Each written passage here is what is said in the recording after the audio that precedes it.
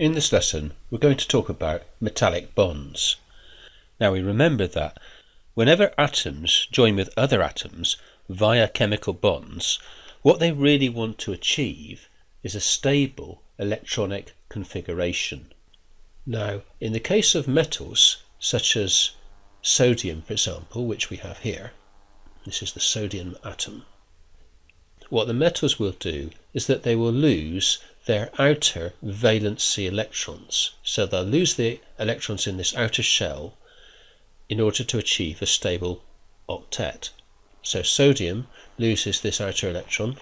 In doing so, it forms a sodium ion, which will represent like this, having a charge of +1. Okay, what happens to the valency electron that it's just lost?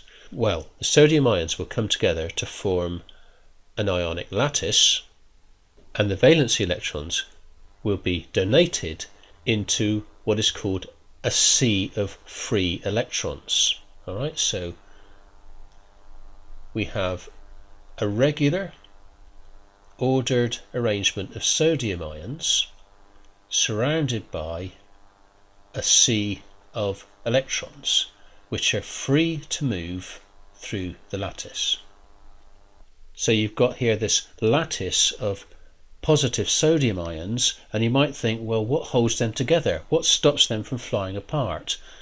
Because a positive and a positive charge repels, but we remember that these are surrounded by this electron sea, and this electron sea helps to keep the whole thing together.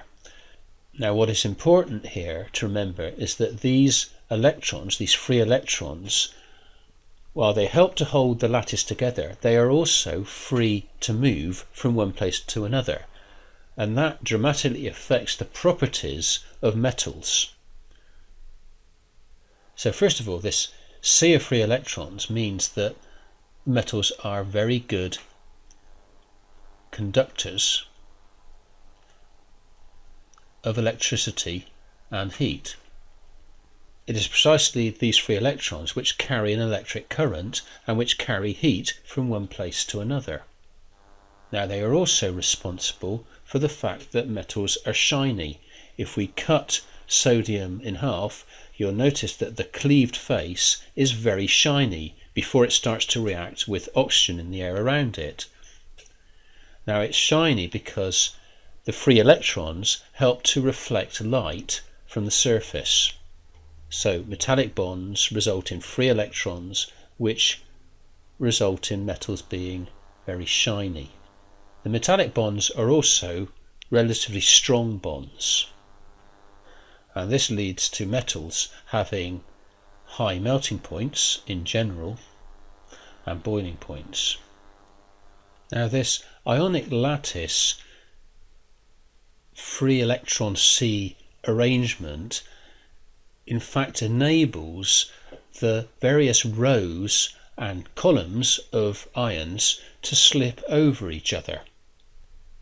So it's quite easy for one row of ions to slip over on top of the other row of ions without the positive ions repelling each other and causing the metal to fracture or fly apart. So we can say that the rows of ions flow over each other. Again, this leads to two more familiar physical properties of metals.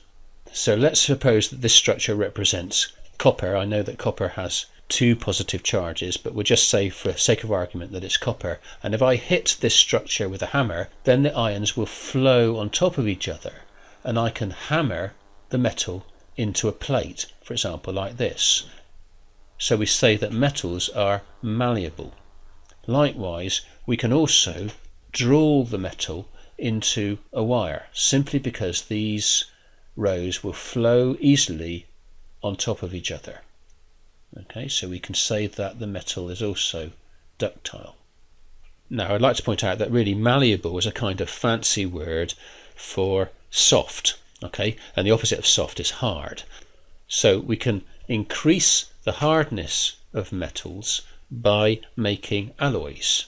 So for example here we've done just that. We've made an alloy of copper called bronze, right? And we've done that by mixing the copper with another metal called tin, right? So these here represent ions of tin, right, which are larger than the copper atoms or the copper ions, and as a result they kind of get in the way of the copper ions and stop them flowing over each other.